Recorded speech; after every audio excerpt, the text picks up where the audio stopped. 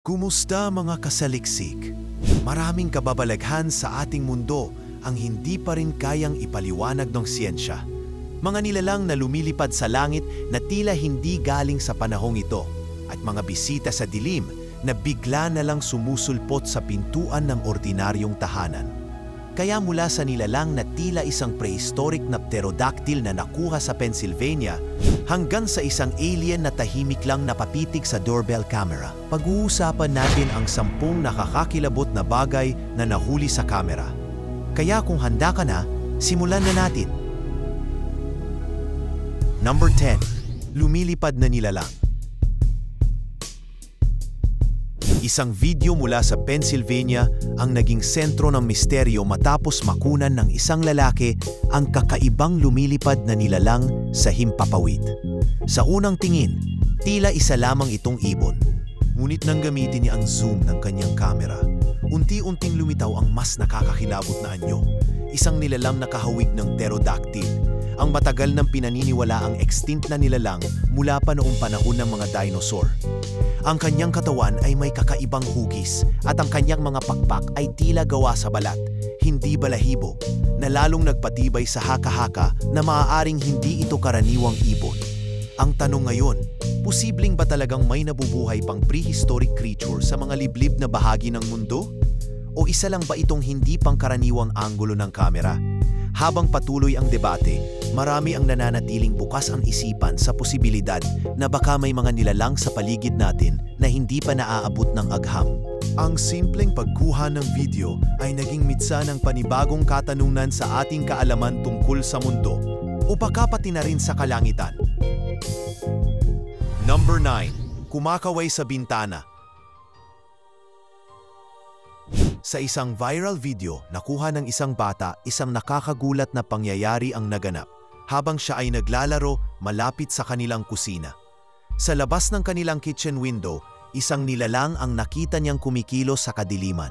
Ang nilalang ay may mga matang kumikislap at mukhang walang normal na itsura ng tao. Habang tinitingnan ito ng bata, bigla itong nawala sa hindi maipaliwanag na bilis. Ang kakaibang pagkilos nito ay nagdulot ng matinding takot sa bata at naging usap-usapan sa social media. Aired pa ito sa isang TV news segment. Lalo pang pinainit ang debate kung ito ba ay tunay na ebidensya ng extraterrestrial presence. Habang ang iba ay kumbinsidong isa itong tunay na alien, may ilan namang nagsasabing isa lamang itong napakagaling na video edit o prank. Ngunit kahit ano pa man ang katotohanan, ang misteryosong paglabas ng nilalang sa bintana ay nagdulot ng kaba sa maraming nanonood. At baka sa mga susunod na araw, mas marami pang video ang maglalantad ng katotohanan. Number 8. Baluktot sa dilim. Dalawang magkakaibigang naghahanap ng thrill ang nagpasya na mag-explore ng isang abandonadong gusali. Pero hindi nila inaasahan ang matatagpuan nila sa loob. Habang tahimik silang gumagala sa loob, napansin nila ang isang nilalang na tila nagtatago sa mga anino. Ang itsura nito ay hindi karaniwan, baluktot ang likod, at ang pagkilos nito ay parang isang hayop na sugatan. Ngunit may galaw ng isang nilalang na may isip. Walang salita ang nakapagsalarawan ng kaba na bumalot sa kanila habang dahan-dahan silang umatras. Pinipilit huwag gumawa ng ingay. Habang patuloy silang lumalayo, naramdaman nilang hindi lang basta multo ang kanilang nasapsihan, kundi isang bagay na lampas pa sa natural. Ang tanong ay nanatili. Ano ang ginagawa ng ganoong nilalang sa isang abandonadong gusali? Isa bang nilalang na mula sa ibang mundo o isang nilalang na isinilang sa dilim ng ating sariling mundo? Ang pangyaring ito ay nag-iwan ng matinding bakas sa kanilang isipan. At sa bawat sulok ng dilim, para bang laging may nagmamasid. Number 7. Abduction sa gubat. Sa isang nakatakilabot na video, isang lalaki ang makikitang takot na takot habang tumatakbo sa gitna ng kagubatan. Hinahabol ng isang hindi maipaliwanag na nilalang. Hindi biro ang kanyang taot. Malalaki ang kanyang mga mata. Halos mawalan ng himina sa takot habang paulit-ulit siyang lumilingon sa kanyang likuran. Sa unang tingin ay aakalaing eksena mula sa isang thriller movie, ngunit ang hilakbot sa kanyang mukha ay tunay. Habang ang ilan ay naniniwalang ang nilalang ay isang alien na nagtatangkang mangdukot, lumabas kalaunan na ang lalaki ay aksidenteng nakapasok sa teritoryo ng isang lokal na tribo. Ngunit ang video ay nag-iwan pa rin ng matinding tanong. Paano kung hindi nga lang tribo ang humabol sa kanya? Paano kung may mas malalim at mas mahiwagang dahilan kung bakit siya tinakbuhan ng ganoong takot? Isang leksyong ito sa kung gaano kabilis magbago ang isang karaniwang araw patungo sa isang hindi malilimutang bangungot. Number 6. Mukhang pusa, katawang tao. Isang grupo ng mga hiker ang nabigla sa kanilang nakita habang naglalakad sa kakahuyan. Isang nilalang na sa unang tingin ay mukhang oso. Ngunit habang papalapit sila, napansin nilang ang mukha nito ay hindi pangkaraniwan. Hindi ito tulad ng karaniwang hayop, mas mukhang lobo, may mapanlikhang titig at tila may malay. Lalong lumala ang tensyon nang dahan-dahang tumayo ang nilalang at gumiti ng kakaiba. Isang ngiting hindi mo aasahan sa kagubatan. Ang kanyang reaksyon ay naitala at di nagtagal o kumalat ang video na tinawag na Nova Laredo alien sighting. Ang nilalang ay mabilis na naglaho sa anino, ngunit hindi bago ito makuhanan ng malinaw na video. Habang ang ilan ay naniniwalang isa itong tunay na extraterrestrial, may mga nagsasabi ring ito'y isang matalinong panlilinlang. Gayunpaman, ang ekspresyon ng takot at pagkagulat sa mukha ng residente ay nagsasabi ng ibang kwento. Isang kwento ng hindi inaasahang pagkikita sa pagitan ng tao at nilalang na mula sa kung saan. Number 5. Alien sa puno. Noong una ng Hulyo, sa isang maliit na bayan sa Mexico, isang residente ang nagulat sa ingay mula sa bubong ng kanyang bahay. Pag-akyat niya upang tingnan, nakita niya ang isang kakaibang nilalang na nakatayo roon. Manipis ang katawan, kulay rosas ang balat, at tila isang humanoid na hindi kabilang sa mundong ito. Sa nasabing footage, makikita ang isang nilalang na pinangalanang Gray, isang umano'y alien na tila sumasailalim sa interogasyon. Sa dilim ng silid, kita ang mahihinang ilaw na tumatama sa mukha ng nilalang, na may malalalim na mata at manipis na katawan.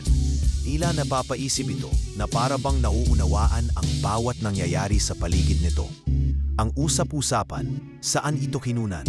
Marami ang naniniwala na ito'y mula sa sikretong military base gaya ng Area 51. Ngunit sa kabila ng mga teorya at haka-haka, nananatili itong palaisipan.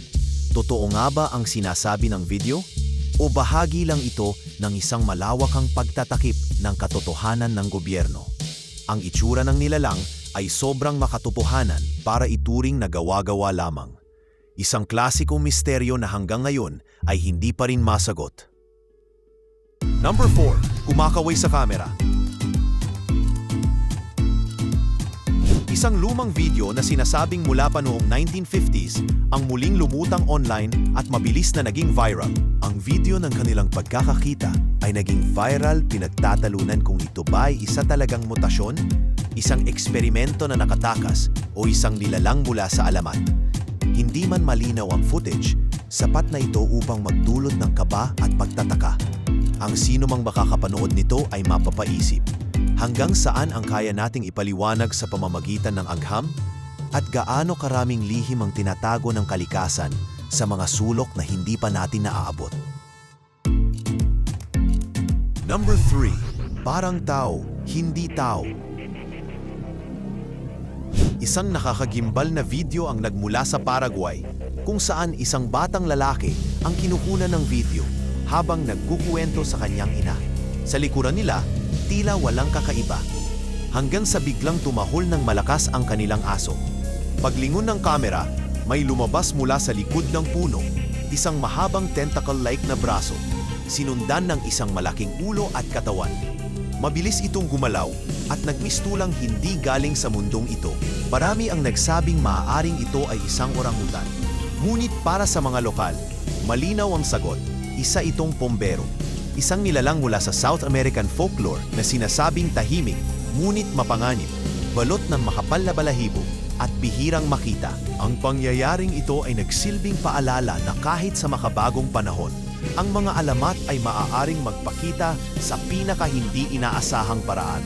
At minsan, nakukuha ito sa simpleng pag-video lamang sa likod bahay. Number 2. Nawawala sa bakod. Isang video ang biglang umingay sa social media matapos ipakita ang isang nilalang na tila naglalakad lamang hanggang sa dumiretso ito papasok sa isang steel fence.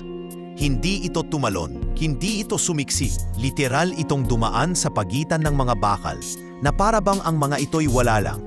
Napaisip ang mga netizen, paano ito posible kung ito man ay alien? Posibleng gumagamit ito ng teknolohiyang hindi natin kayang maunawaan. Isang dimensional portal. Habang ang ilan ay nagsasabing baka ito'y epekto lamang ng CGI o camera trick, marami pa rin ang natigilan. Maging ang mga eksperto ay hindi sigurado kung paanong naging ganito ka-fluid ang kilos ng nilalang. Anuman ang paliwanag, ang video ay nananatiling isa sa mga pinakanakakagulat na dokumentasyon ng isang kakaibang pagkilos. Isang paalala na baka hindi lang basta lente ng kamera ang dapat nating pagdudahan, kundi pati na rin ang ating sariling realidad. Number 1. Alien sa pinto. Isang gabi, habang nasa biyahe ang may-ari ng bahay, isang alerto mula sa doorbell cam ang dumating sa kanyang telepono. Pagbukas ng video, nakita niya ang isang kakaibang nilalang na nakatayo mismo sa harap ng kanilang pintuan. Maputla ito, may kakaibang hugis ng katawan at hindi kumikilos gaya ng karaniwang tao. Tinitigan lamang nito ang kamera na para bang alam nitong pinapanood ito. Ilang segundo lang ito tumagal, ngunit sapat upang ang video ay mag-viral. Ang tanong ng marami, ano ang ginagawa nito sa harap ng bahay ng isang ordinaryong mamamayan? May ilan na nagsabing prank lang ito, ngunit may iba namang naniniwala na isa itong sinadyang pakikipag-ugnayan ng isang nilalang mula sa ibang mundo.